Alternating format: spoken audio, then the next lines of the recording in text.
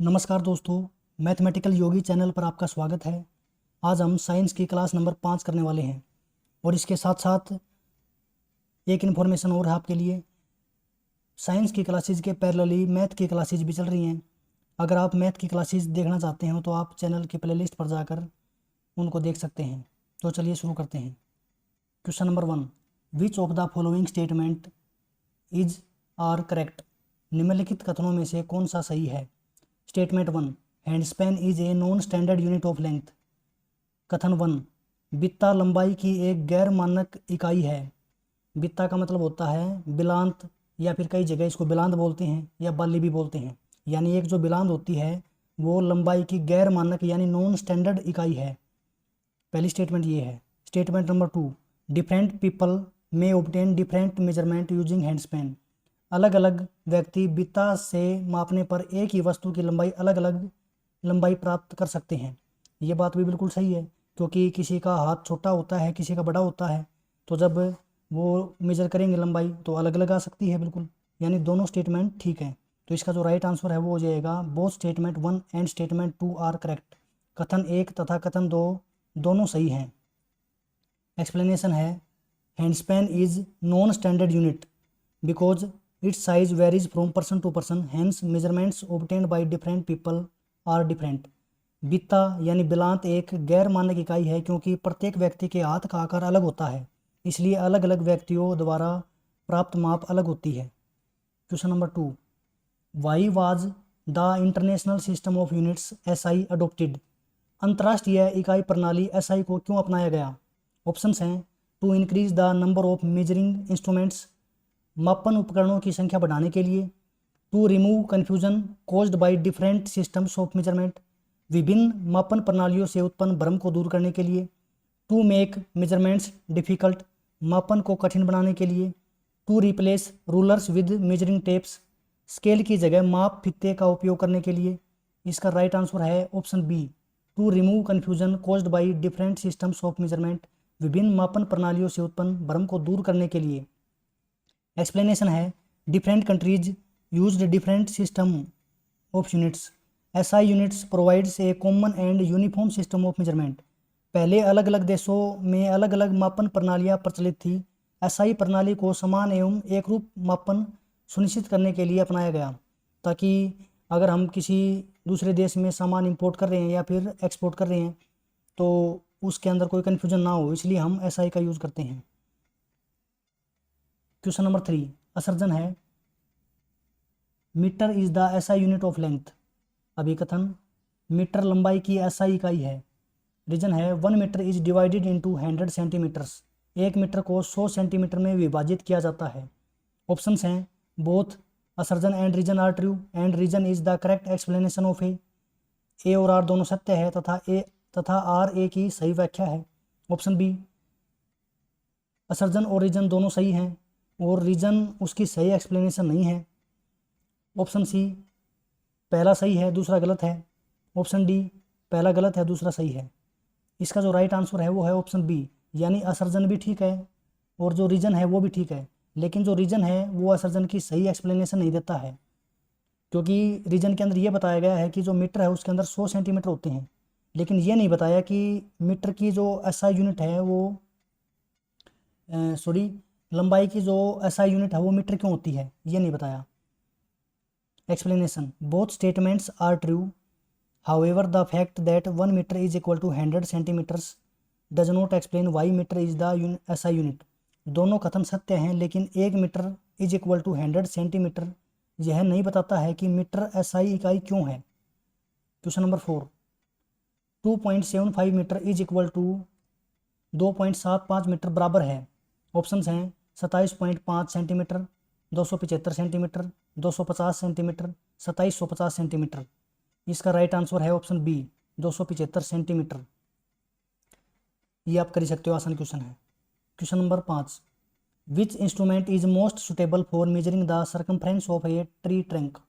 पेड़ के तने की परिधि मापने के लिए सबसे उपयुक्त उपकरण कौन सा है। ऑप्शंस हैं, metre scale, 15 metre ruler, 15 centimetre का स्केल, फ्लेक्सिबल मेजरिंग टेप, लचीला माप फीता, हैंडस्पेन, बिलांत या बित्ता।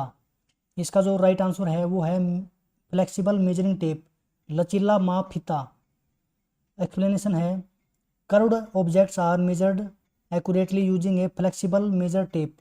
वक्र वस्तुओं की माप सही ढंग से लचीले माप फीते से की जा सकती है। Question number 6, while taking the reading on a scale the eye should be placed. Scale से माप लेते समय आँखों की सही स्थिति क्या होनी चाहिए? ऑप्शंस हैं बिलो द स्केल, स्केल के नीचे, directly above the reading, reading के ठीक ऊपर, एट एनी कन्वीनियंट पोजीशन, किसी भी स्थिति में, sideways to the scale, scale के किनारे से। इसका राइट आंसर है option B, directly above the reading, reading के ठीक ऊपर से। यानी अगर हमें स्केल की सहायता से रीडिंग लेनी है तो बिल्कुल ठीक ऊपर से देखना है। एक्सप्लेनेशन है the eye should be vertically above the mark to avoid parallax error. Parallax त्रुटि से बचने के लिए आंखों को रीडिंग के ठीक ऊपर रखना चाहिए। Question number 7, if the zero mark of A ruler is broken what should be done. यदि स्केल का शून्य चिन्ह टूटा हो तो क्या करना चाहिए? यानी कई बार ऐसा होता है जैसे फीता है उसका स्टार्टिंग का थोड़ा सा हिस्सा टूट गया है, तो उस फीते से हम कैसे मेजर करेंगे?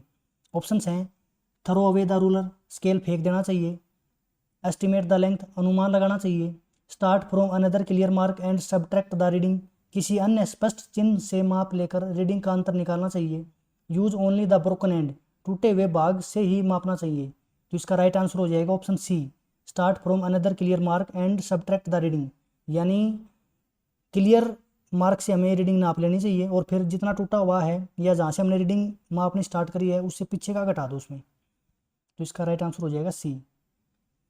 एक्सप्लेनेशन के अंदर यही बताया गया है।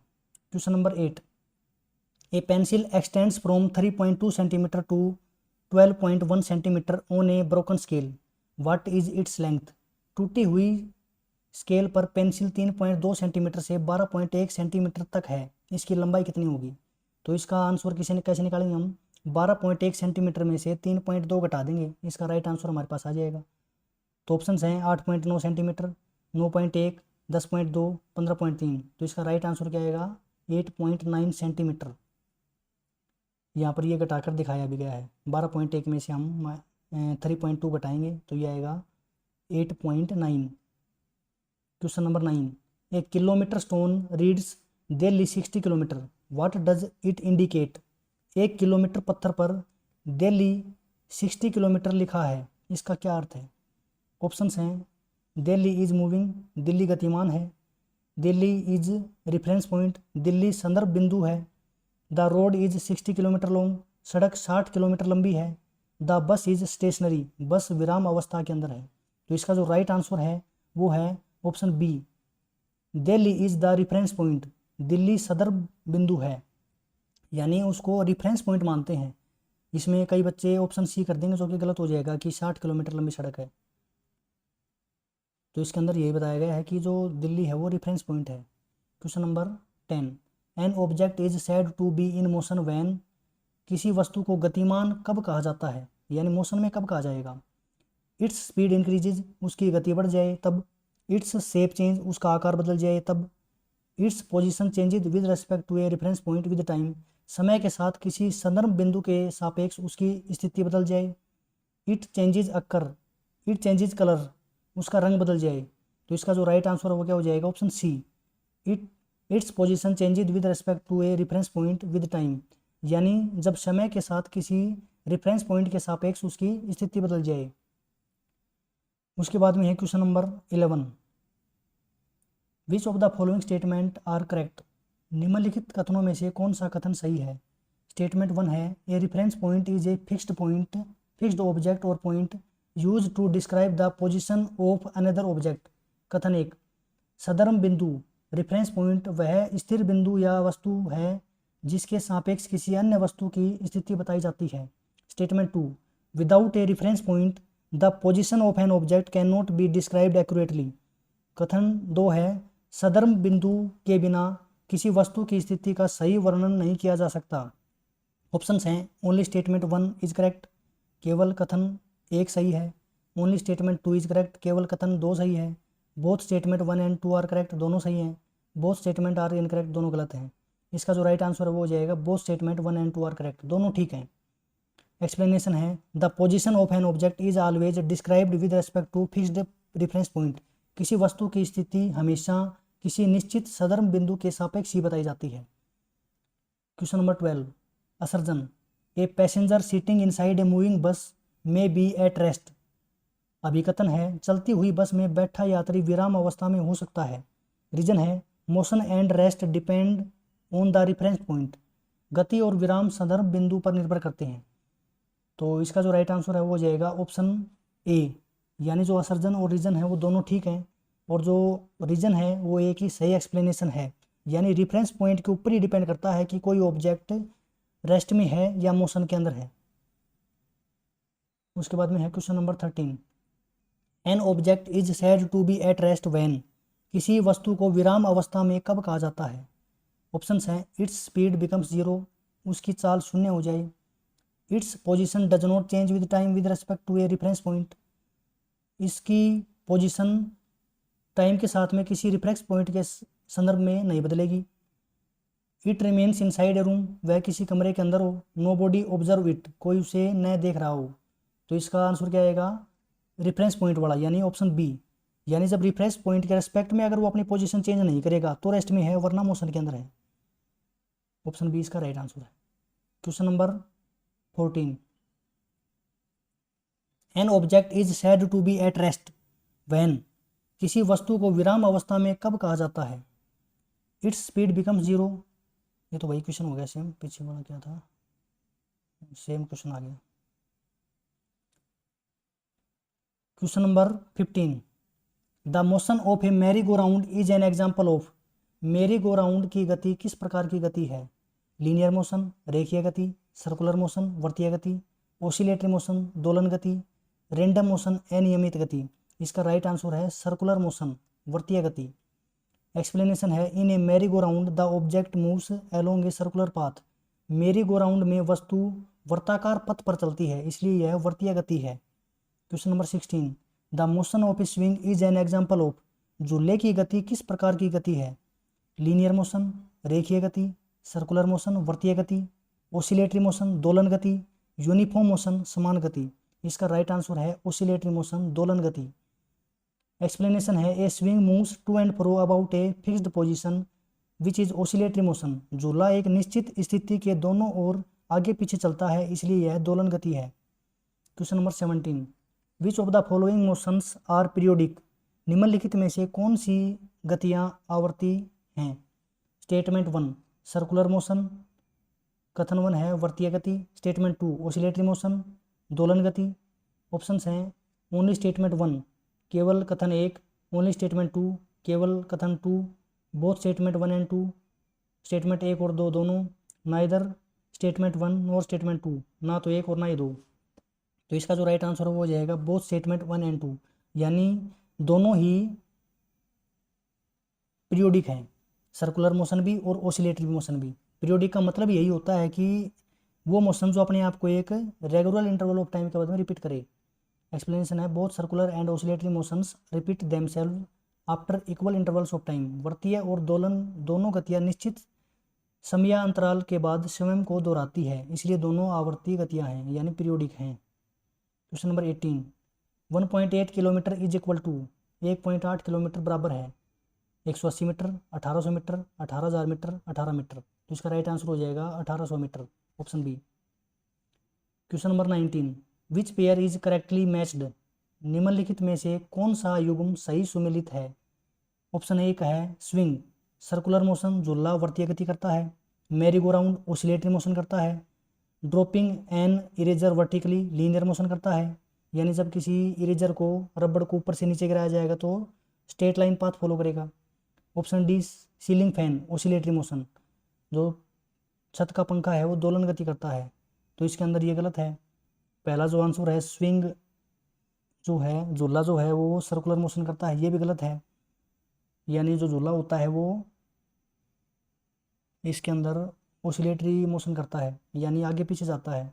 मैरी गो राउंड सर्कुलर करता है। तो इसमें ऑप्शन सी हो जाएगा right answer. Option C dropping an eraser vertically linear motion, eraser का सीधा नीचे गिरना रेखीय गति है। उसके बाद में question number 20, which one of the following statements is correct. निम्नलिखित में से कौन सा कथन सही है?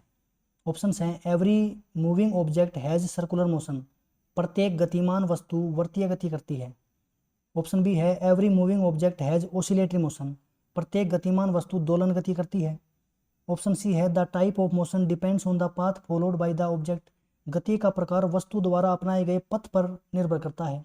ऑप्शन डी है every moving object has linear motion, प्रत्येक गतिमान वस्तु रेखीय गति करती है।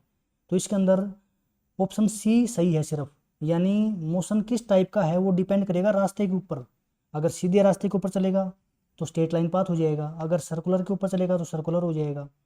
तो इसका राइट आंसर आएगा ऑप्शन सी।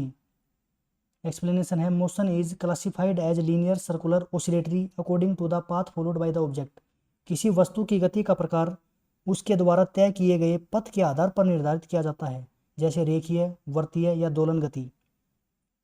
ऐसे और वीडियो देखने के लिए मैथमेटिकल योगी को सब्सक्राइब करें।